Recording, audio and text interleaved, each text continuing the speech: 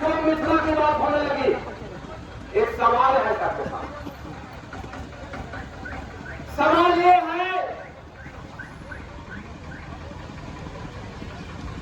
सवाल ये है कि मां के पास, कोई भी मां के पास जो दूध रहता है वो दूध पीने के लिए रहता, उसके लिए रहता है जो मां अपने बच्चों को जन्म देती है। अपने बच्चों को जन्म देने वाले मां के पास दूध जो रहता है उससे सिर्फ अपने बच्चे को दूसरे के लिए रहता है। तो आज क्या कारण है? ठीक उसी प्रकार जन्म लिए है, जिस भूभाग पर जन्म लिए है उस भूभाग पर जो भी संसाधन है वो किसके लिए है? स्पष्ट है प्रकृति के विधान में उसी के लिए है जो वहां पर जन्म लिया। अगर हम मगध के क्षेत्र में मक्का पैदा होता है, अगर मिथिला के क्षेत्र में मखाना पैदा होता है, अगर कहीं वन संपदा कहीं खनिज संपदा है तो वो सारा के सारा पर मालिकाना हक उसी क्षेत्र विशेष के लोगों को होता है। यही प्रकृति विधान है। लेकिन दुख की बात है कि प्रकृति की व्यवस्था को नकार करके आज मनुष्य ने अपने स्वार्थ में अपनी बुद्धि से जो व्यवस्था निर्मित किया है वो व्यवस्था आज घातक साबित होगा। मगध की संपदा मगधवासियों का होना चाहिए, मिथिला की संपदा मिथिलावासियों का होना चाहिए, अन्य क्षेत्र की संपदा अन्यवासी का होना चाहिए, भोजपुरी क्षेत्र की संपदा भोजपुरी वासी का होना चाहिए। उस पर उसका पैतृक अधिकार है। लेकिन दुख की बात है कि आजादी के बाद चार प्रमुख भूले जो आज लकवाग्रस्त रूप ले लिया है समाज का, वो चार भूले पर गौर करना पड़ेगा। पहला बात कि धर्मनिरपेक्षता की बात की गई, धर्मनिरपेक्ष को नहीं रह सकता, धर्म विहीन को नहीं रह सकता है। धर्मनिरपेक्षता की नीति के कारण नैतिक बोध समाप्त हो गया, नई आर्थिक नीति लागू किया गया। नई आर्थिक नीति क्या है कि हम बड़े बड़े कारखाने लगाएंगे और बोला गया कि दीन राजा टेम्पल ऑफ मॉडर्न इंडिया, बड़े बड़े जो इंडस्ट्री है वो भारत के मंदिर है, ये बोला गया। और बड़े बड़े उद्योग का निर्माण हुआ महानगरों में। और तीसरा, जनगोष्ठियों की जो महत्ता रहा है भारत में, जनगोष्ठियों की महत्ता को नकार दिया गया और जनगोष्ठियों की महत्ता को नकार करके एक ऐसी कार्ययोजना की सूची रही जिससे राज्य के नाम पर, जिसके चलते क्या हो गया कि हर क्षेत्र की भाषा, हर क्षेत्र की संस्कृति, हर क्षेत्र की भौगोलिक जो बनावट है उसके आधार पर योजना नहीं बन सका और लोग रोजगार के लिए अपना झाड़ बाट होकर महानगर को जा रहे। इसीलिए चौथी सर्व समाज एक नया विचार लाया। एक विचार किनका है? एक विचार से प्रभात रंजन सरकार जी का है, जिन्होंने प्रावधान कर दिया है। इनका कहना है कि क्षेत्रीय अभिव्यक्ति होनी चाहिए, दृष्टिकोण सार्वभौमिक होना चाहिए। आज क्या हो गया है, दृष्टिकोण राष्ट्रीय हो गया है और क्षेत्रता का महत्व घट गया। इसीलिए हमें कहना है कि मगध मगहिया के लिए होगा, मिथिला मिथिलावासी के लिए होगा।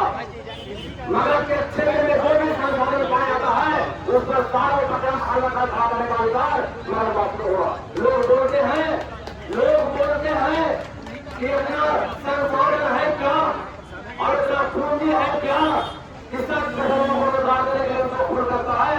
मैं एक बात बोला था, भारत की धरती अध्यात्म की भूमि है, भारत की धरती भगवान सरस्वती की भूमि है, भारत की धरती भगवान कृष्ण की भूमि है, भारत की धरती महावीर गौतम की भूमि है। ये आध्यात्मिक भूमि और आध्यात्मिक संस्कृति का जो संदेश है वो बताता है कि परम पुरुष सर्वव्यापी सत्ता है, परम पुरुष सर्वव्यापी सत्ता है और परम पुरुष कण कण में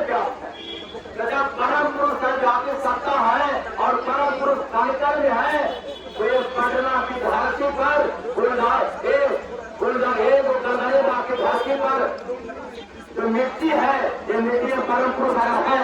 अगर गरीबाबाद के मिट्टी पर परम पुरुष है और वो सर्वशक्तिशाली है, तो गरीबाबाद की धरती में भी परम पुरुष की ताकत है। इसलिए इस मिट्टी पर वो सब कुछ कर्म करने की ताकत है जो मनुष्य को फैलाता था।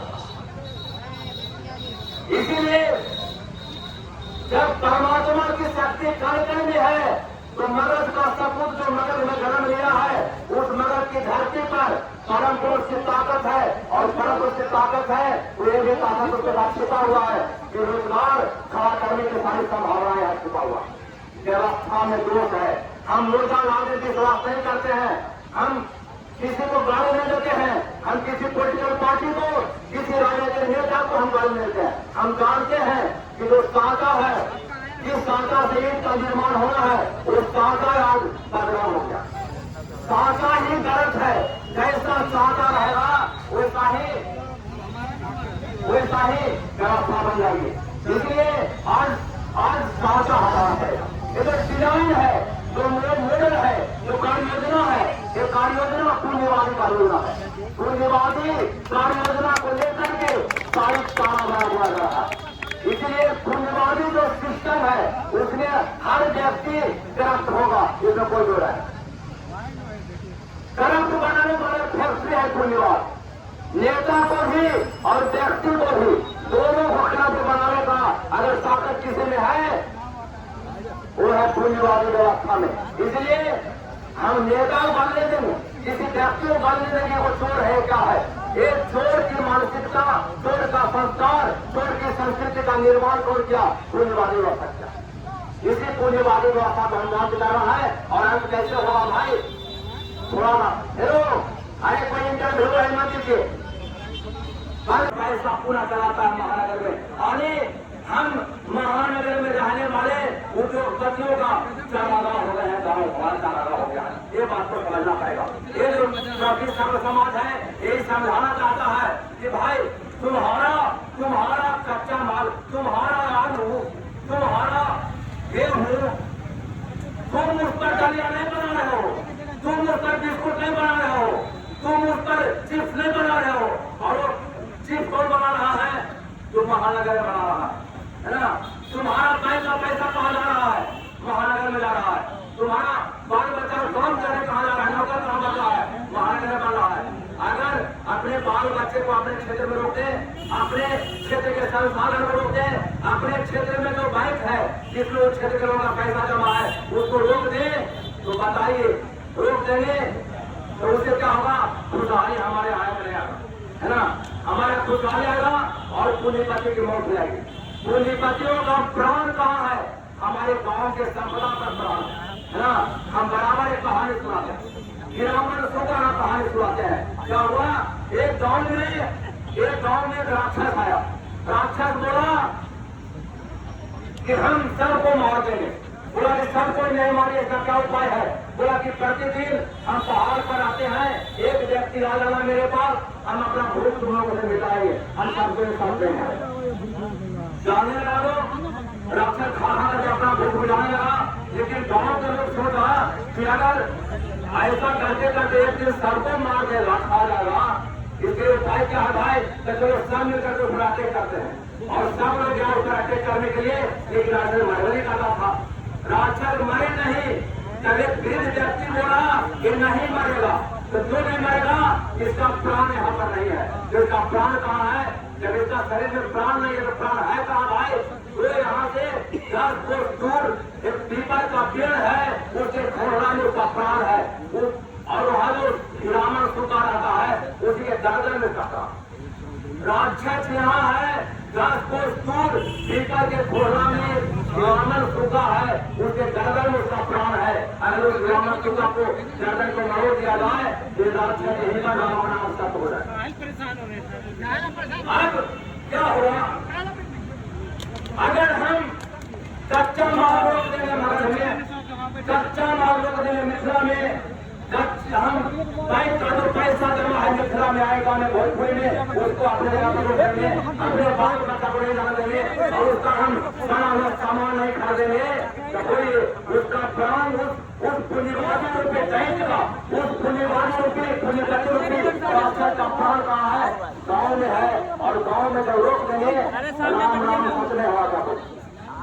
उनके पति राम नाम सत्य होगा। एक प्रतिष्ठित का जो आंदोलन है जनगोष्ठी आधारित व्यवस्था का, जनगोष्ठी आधारित व्यवस्था इसलिए है कि हम बाहर के लुटेरा जो हमको लूट रहा है, बाहर का लोग जो हमको खून चूस रहा है, मेरे हक का हकवारी कर रहा है, उसको हम एक मौका नहीं देंगे कि हमारा खून चूस सके, हमारे हक का हकवारी कर सके। इसलिए जो जहां है उस पर सारा उपक्रम खड़ा करने का अधिकार उसी क्षेत्र के लिए विशिष्ट लोगों को होगा। यही आंदोलन का मुद्दा हमारा पाकिस्तान होगा। इसीलिए प्रगतिशील मगही समाज का नारा है कि हम जहां हैं वही हमको रोजगार चाहिए। मिथिला समाज का नारा है हम जहां हैं हमको अपने संसाधन पर उपक्रम खड़ा करने का अधिकार चाहिए। भोजपुर के लोग हैं वो अलग नारा बुलंद किए हुए हैं कि हम भोजपुर की माटी का जन्म लिया है तो भोजपुरी के संसाधन पर हमको अपने का अवसर दिया जाए, बजाने का अवसर दिया जाए, यही तो हम मांग करते हैं। इसीलिए एक नया मुहिम है भारत के नव निर्माण का, बिहार प्रदेश के नव निर्माण का एक अभिनव योजना लेकर के प्राप्ति सर्व समाज आया है जनगोष्ठी का माध्यम, ये समझने की बात। इसलिए हमने कहा कि हम मुर्दाबाद नहीं करते हैं, हम सकारात्मक विचार देते हैं, सकारात्मक राजनीति करते हैं, हम मां बहाने करते हैं, हम एक दूसरे में कीचड़ में डालते हैं। हमारा ये कहना है कि हमारा हक हमको अपने क्षेत्र में मिलना चाहिए और इसी के लिए हक वापस मिल जाए। इसलिए हम सरकार से जो मांगते हैं कि जनगोष्ठी है जिसका एक पहचान है, जिस पहचान है उसके आधार पर हमको विकास योजना बनाने का एक वैधानिक अधिकार मिला जाए, क्योंकि जनगोष्ठी प्राकृतिक व्यवस्था, प्राकृतिक संरचना है। ये जो राज्य है, ये जो राष्ट्र है, ये मानव निर्मित है, ये प्रकृति निर्मित व्यवस्था नहीं है। लेकिन आज जो राष्ट्र के नाम पर इस सारे जनगोष्ठियों को साइन करके एक रुपता लाने का प्रयास किया जा रहा है, ये भारत की धरती के संस्कृति के विरोध में है, प्रकृति के नियम के विपरीत है, मानवता के विरोध में है। ये जो सरकार के द्वारा नीति अपनाई जा रही है, एक राष्ट्र एक नीति, एक घातक है दोस्तों। एक राष्ट्र एक नीति पूंजीवादी संस्कृति है, एक राष्ट्र एक नीति पूंजीवादी मानसिकता है, एक राष्ट्र एक नीति का जो नारा दिया जा रहा है, ये भारत को गरीबी की ओर ढकेलने का बहुत बड़ा कुछ साजिश है। इस बात को समझ लीजिए। इसीलिए एकता वाला देश हमारा भारत है। पूरी दुनिया प्राकृतिक रूप से विविधताओं से भरा हुआ है। एक विविधता को नकार करके एक रूपता लाने का जो प्रयास कर रहा है, ये आपराधिक कृत्य है। इससे बचने के लिए सरकार का दिया हुआ प्रदर्शन हम लोगों को आगाह कर, इसलिए एकदम नव विचार है, नव दर्शन है और नए कार्य शैली के साथ हमारे जो लोग यहाँ शिरकत कर रहे हैं, ये जो कार्यकर्ता है, एक नया विचार लेकर गया है, एकदम सकारात्मक विचार है ना, घृणा द्वेष के अलग। आप बोलिए कि अगर सबको रोजगार अपने क्षेत्र में मिलेगा तो हम तो रोजगार की बात करते हैं, हम जात की बात कहाँ कर रहे हैं, हम बैकवर्ड की बात कहाँ कर रहे हैं, फॉरवर्ड की बात कहाँ कर रहे हैं, हम हिंदू की बात कहाँ कर रहे हैं, मुसलमान की बात कहाँ कर रहे हैं।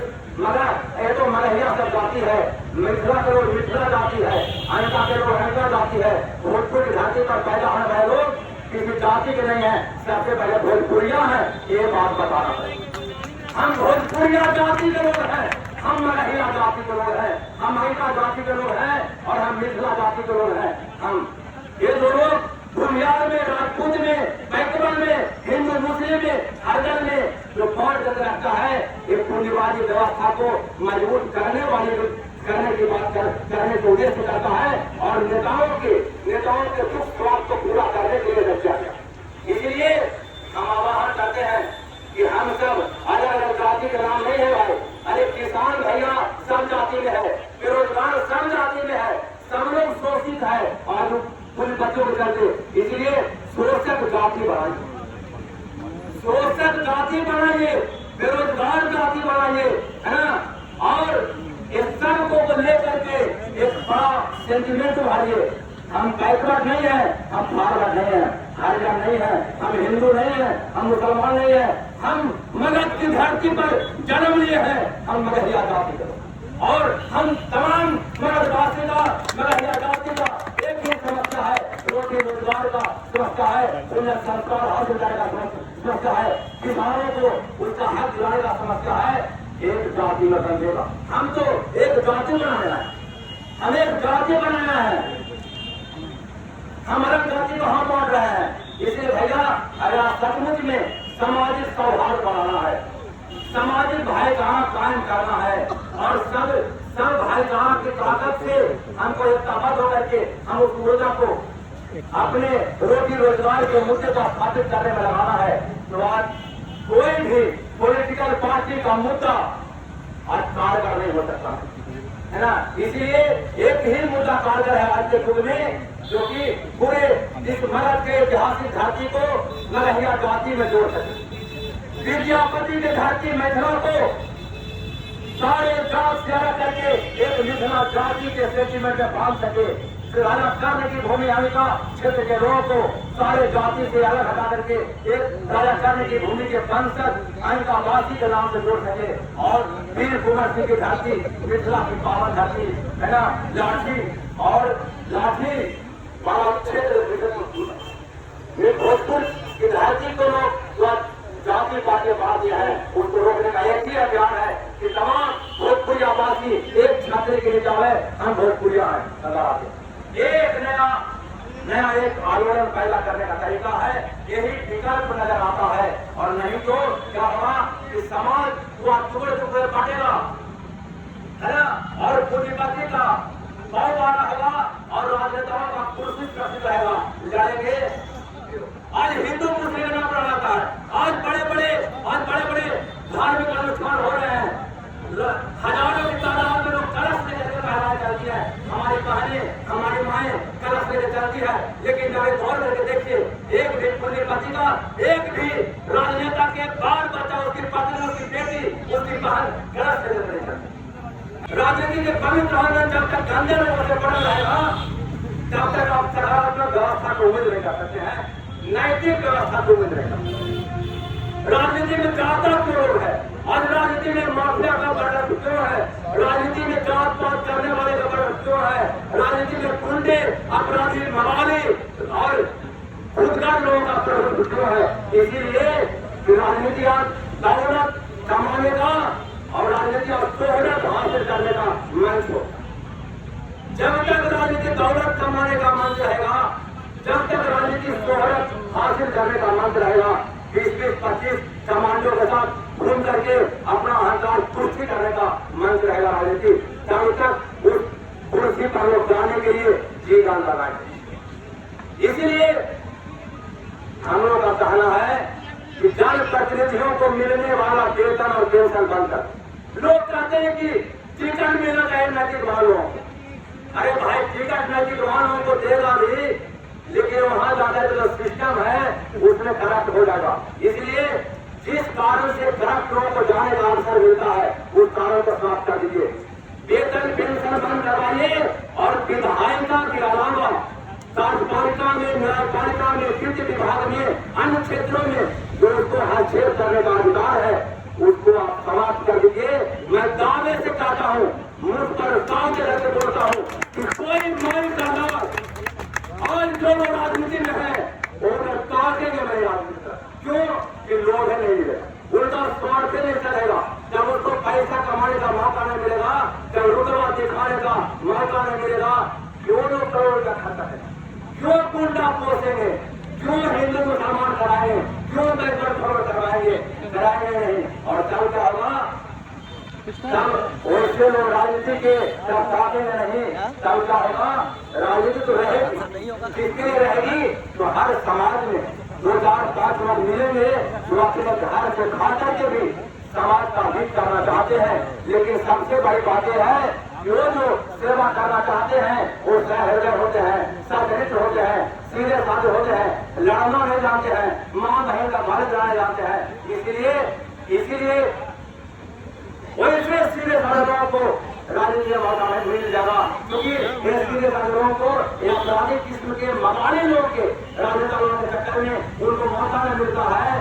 तो जब वेतन पेंशन बंद हो जाएगा, विधायिका के अलावा अन्य क्षेत्रों में ना घूम फिरने का अधिकार पड़ जाएगा, तो ये गंदे लोग जाएंगे नहीं, और सब अच्छे लोग जो समाज में हैं उनको राजनीति में आने का मौका मिलेगा और राजनीति का पवित्र आंगन अच्छे लोगों से बच जाएगी और तब गलत मत होगी। ये बहुत बड़ी बात है आज के। इसलिए राजनीति के पवित्र आंगन को पवित्र अपवित्र होने से बचाने का वक्त आ गया है। राजनीति के पवित्र आंगन को अच्छे लोगों से भरने का वक्त आ गया है ना। आज धरती पूरा बिहार नहीं और पूरा धरती नए लोगों को खोज रही है, ऐसे लोगों को खोज रही है जिसके दिल में दर्द हो मानवता, जिसके दिलों में सेवा का जज्बा हो, है ना, जो सेवा करे, अपना दुख दिल भर लगे और लोगों का दुख पर्वत सा लगे, एक भाव में भावित होकर के जो लोग भावित होकर के सेवा करने वाले लोगों का वक्त अब आ गया है और समाज उसे बता।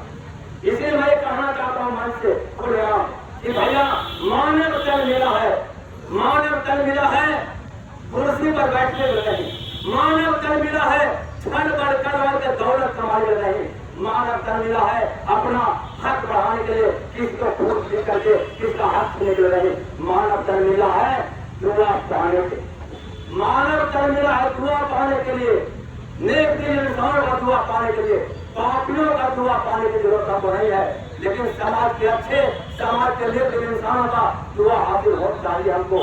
इसलिए हम अगर अच्छा काम करेंगे, लोगों के दर्द को बांटेंगे, तो हमको नेक दिल इंसानों का दुआ नसीब होगा और जब जिस व्यक्ति के जीवन में नेक दिल इंसानों का दुआ नसीब हो गया, समझिए मानव जन में उस व्यक्ति का इस धरती पर अवसर होगा। हम सबको मानव जन को सार्थक करना है, एक विशेष उद्देश्य से आए हैं। इसलिए विश्व का ये जो आंदोलन है, ये आंदोलन साधारण नहीं है, असाधारण है। एक ऐसे नैतिक नेतृत्व का भी निर्माण कर रहा है जिसके दिल में दर्द हो, क्योंकि ये जो बिहार की धरती है, ये जो मगध की धरती है, ये चंद्रगुप्त की धरती, ये अशोक की धरती है, ये कांच की धरती है, ये गौतम की धरती है ना। इसीलिए उनका संदेश, राजनीति का जो संदेश दिया गया जिससे लेते हैं और जहाँ की परंपरा को आसान कर दिया, इतिहास मालूम होगा चालक का, यही मगध की धरती कहाँ खुद रहे झोपड़ी में, लेकिन चंद्रगुप्त को सिंहासन पर राजमहल में बिठाया और खुद कहाँ रहे, राजनेता थे, तख्ता पलटना चाहते थे, मतलब पलटने की ताकत रखते थे और तख्ता पर अक्षरों को बैठाने की कुवत रखते थे, लेकिन खुद कहाँ रहते थे, गंगा के तीर पर झोपड़ी में रहते थे। ये इतिहास है मगध का, ये इतिहास है। आज क्या होगा, आज वोट देने वाला वो झोपड़ी नसीब नहीं है, वोट देने वाला किसान को उसके उपजाऊ अनाज पर दाम तय करने का अधिकार नहीं है ना। उन वोट देकर के नेताओं को सत्ता भेजने वाला नौजवानों को रोजगार की व्यवस्था नहीं है और जो उसको ताकत देकर के ताकत बढ़ाता है वो झोपड़ी में जन्म लिया है, लेकिन जीतने के बाद महल उसी का रहता है ना। इसीलिए ताकत हमारा और भोग तुम्हारा नहीं चलेगा, ताकत हमारा, रुतबा तुम्हारा नहीं चलेगा। हम तो तुमको रुतबा देने वाला बनाए हैं, तो हमको तुमको रुतबा खींचेंगे भी वही करता हुआ, इसे रुतबा खींचिए, है ना। किसान लड़ेगा हमारा, हम अनाज पैदा करते हैं, हम ऐसी चीज पैदा करते हैं जो राम नाम सत्य होने से लोगों को बताता। फैक्ट्री में जो सामान बनता है, हम चप्पल बिना रह सकते हैं, चश्मा बिना रह सकते हैं, मोबाइल बिना रह सकते हैं, गाड़ी बिना रह सकते हैं, टेलीविजन और कार और साइकिल मोटर में रह सकते हैं, जिंदा रहेंगे, मरेंगे नहीं। लेकिन एक बार ऐसा है हमारे समाज में जो ऐसा भी बनाता है कि अगर 10-15 दिन 20 दिन उसके बिना लोग को रहना पड़ जाए तो राम नाम सत्य हो जाएगा। वो राम नाम सत्य होने से बचाने वाला जो सामान है वही है कृषि उत्पादित वस्तु, जो किसान उपजाता है, किसान पैदा करता है, खेत रूपी फैक्ट्री में उसका उत्पादन करके देश को, समाज को, परिवार को जिंदा रखता है, राम नाम सत्य से बचाता है। इतना कीमती चीज का पैदा करने वाला उस किसान भाई को अनाज पर दाम तय करने का अधिकार नहीं है। और एक उद्योगपति जिसके बिना काम चल सकता है, वो अपना बीवी को कहाँ विदेश में घुमाएगा, 3.5 करोड़ का मोबाइल सेट लेगा, सब खर्चा जोड़ करके दाम तय करेगा। आप फिर बताइए कि ये मानवीय सम्मत है क्या, है ना? अगर नहीं है तो कौन बिगुल फूकेगा, बिगुल कौन फूकेगा? वर्तमान नेता लोग नहीं फूकेगा। वर्तमान नेता लोग का आवाहन इसके आवाहन नहीं करेंगे, पूरी बातें लोग इसके लिए आपको नहीं आवाहन करेंगे। हमको आपको जागना पड़ेगा, सोचना पड़ेगा। इसलिए चारों समाज का जो शिरकत हुआ यहाँ पर इसलिए हुआ है एक नई व्यवस्था के लिए, एक नई समाज बनाने के लिए, नई दुनिया, एक नया संदेश देने के लिए ये सब जुटे हैं, है ना? इसको समझिए और हम लोग जब यहाँ से जाए तो बैठे नहीं। आज पटना की राजधानी में हम लोग एक मैसेज दे रहे हैं, एक संदेश दे रहे हैं। आज नवरुणा के माध्यम से हम मुख्यमंत्री बिहार सरकार और गृह मंत्री भारत सरकार को अखबार पर भेजेंगे। हम बता रहे हैं कि अब वक्त आ गया है जनगोष्ठी आधारित व्यवस्था बनाने का। तुमने आजादी के बाद जो व्यवस्था बनाया वो जनगोष्ठी को नकार दिया, क्योंकि जनगोष्ठी आधारित व्यवस्था ही भारत को सोने की दुनिया बनाया था, भारत को नैतिक रूप से मजबूत किया था, भारत को पूरी दुनिया में गौरवान्वित किया था। आज उसके अवहेलना के चलते आज भारत का बेड़ा दायित्व में चला गया है। हम ऐसा नहीं जाने देंगे। भारत के प्रति हमको दर्द है, इसीलिए जनगोष्ठी आधारित व्यवस्था को लागू करो। 5 मिनट में खत्म करेंगे, हम बहुत नहीं बोलेंगे। समाज का जो यहाँ आंदोलन हुआ है मात्र 4 समाज को लेकर के प्रति सर्व समाज नहीं है। पूरे भारत में 44 प्रमुख जनगोष्ठी को हम लोग मानते हैं और ये 44 प्रमुख जनगोष्ठी अपना एक भाषा है, अपनी संस्कृति है, अपना एक नस्ल है, अपना एक भौगोलिक बनावट है, अपना इतिहास है और अपना उसका भावात्मक विरासत। इसके आधार पर उसको विकसित होने का अवसर देने का मौका देना पड़ेगा, है ना? आप ही बोल कीजिए कि अगर 44 क्षेत्र अपने अपने संसाधन पर विकास योजना बनाने लगे तो सारी संपदा कहाँ रहेगी? उसी जनगोष्ठी में रहेगी। जब सारी संपदा उसी जनगोष्ठी में रहेगी वो जनगोष्ठी अपने आप में विकसित होकर नवा घर देगा। दूसरी बात है कि हर जनगोष्ठी की संस्कृति है, उस संस्कृति में शिव समाये हुए। हर जनगोष्ठी की संस्कृति में शिव है, आध्यात्मिक संदेश है ना? वो समाये हुए हैं जो उस क्षेत्र विशेष की मातृभाषा में व्यक्त होता है। मगध की संस्कृति व्यक्त होती है मातृभाषा नगरी में, मिथिला की विद्यापति की संस्कृति व्यक्त होती है मिथिला भाषा में, आयका की संस्कृति व्यक्त होती है आयका भाषा में। और जब ये जो सबके संस्कृति में अध्यात्म है, सबके संस्कृति में जो शिव समाये हुए हैं, तो बोलिए केरला की संस्कृति में, केरला के भौगोलिक बनावट में वहाँ खान पान अलग है, पहनावा वहाँ अलग है, रूप रंग अलग अलग है, बोल का अलग अलग है, लेकिन उसमें शिव समाये हुए। मगध की संस्कृति में भी शिव समाये हुए हैं, बंगाल की संस्कृति में शिव समाये हुए हैं, महाराष्ट्र की संस्कृति में शिव समाये हुए हैं, तमिलनाडु की संस्कृति में शिव समाये हुए हैं। विविधता के बावजूद शिव जो समाये हुए सब में यही शिव की संस्कृति विविधता के बावजूद अनेकता के बावजूद पूरे भारत को सांस्कृतिक रूप से जोड़ कर यही विशेषता भारत की है। इसलिए भारत खंडित नहीं होगा, भारत मजबूत होगा। पिछले वर्ष हमको जहाँ अपना नागालैंड गए, वहाँ के लोगों ने बोला तुम कहाँ से आए हो? मैंने कहा बिहार से आया हूँ। बोला अगर बिहार का है तुम इंडिया से आए हो? मैं इंडिया को नहीं मानता। भौगोलिक दृष्टिकोण से, राजनीतिक दृष्टिकोण से नागालैंड मिजोरम भारत का अंग है, लेकिन भावनागत दृष्टिकोण से वो भारत का अंग है। वो भारत को अपने आप अपना देश नहीं मानता है। क्यों? जो क्षेत्र में जो किस संस्कृति में जो शिव समाये हुए थे वो शिव को दूर कर दिया। शिव ही तो जोड़ के रखती थी सबको जी, वो शिव को दूर कर दिया गया आज। इसलिए अगर शिव हट गए, आध्यात्मिक संस्कृति भारत की धरती से हट गया तो कोई माई के लाल का ताकत नहीं है कि राजनीतिक और भौगोलिक बनावट के आधार पर भारत को जोड़ जाता। एक संस्कृति आध्यात्मिकता की है, वही भारत को विविधता के बाजू जोड़ रह सकता है। इसलिए हम लोग का कहना है कि मगध की संस्कृति को उभारने के लिए हमको मगही भाषा को मगध क्षेत्र की भारतीय भाषा बनाओ। मिथिला क्षेत्र की संस्कृति जो मिथिला भाषा में व्यक्त हो रहा है, मिथिला को तुम भाषा में भारतीय भाषा बनाओ उसको। इस तरह से भारत का 44 समाज है, जनगोष्ठी है, उसको तुम अलग अलग 44 समाजी बांधने का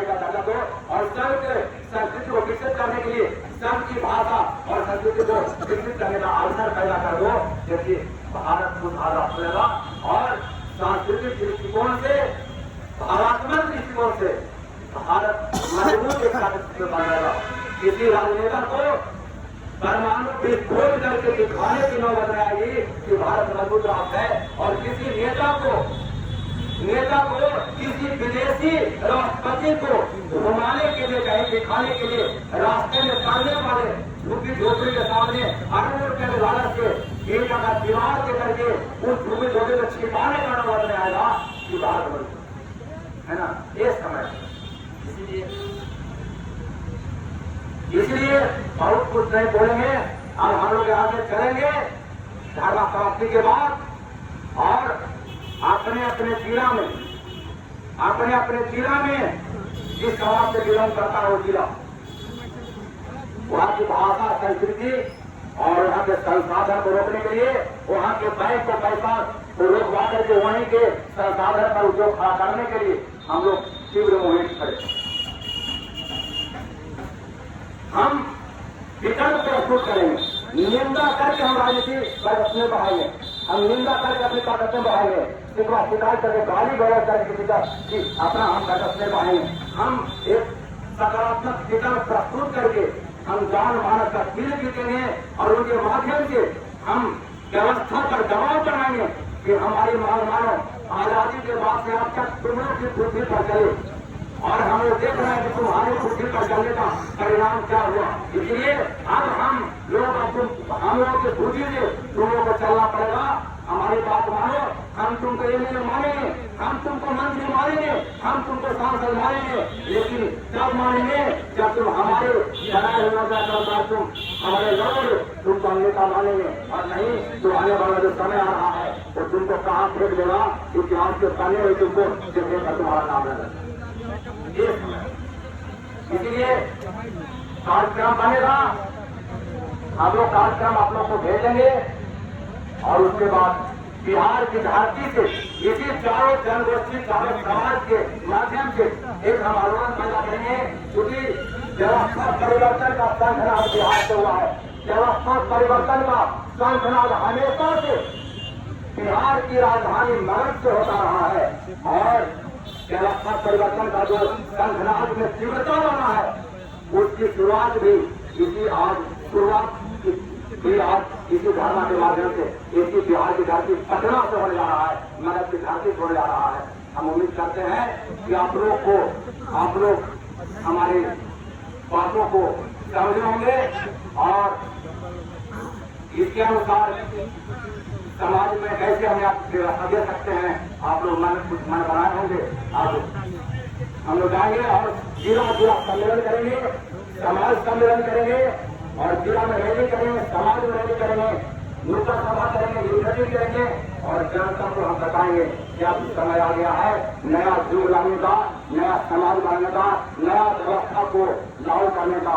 इस व्यवस्था में सबके जीवन में खुशियां भर जाए, सबका हक नसीब हो जाए, किसी शोषण के चंगुल में किसी के हक गिराना जाए। एक वातावरण बनाने के लिए हम लोग आगे बढ़ेंगे, प्रतिक्रियाएं कहेंगे, और आप लोग आए हैं इसके लिए बहुत बहुत आभार हम व्यक्त करते हैं, है ना। और आप लोग की ताकत एक नया बिहार बने, नया समाज बने, है ना, एक नया सपना साकार हो, इसी प्रतीक्षा में पूरा मानव समाज आज इंतजार कर रहा है।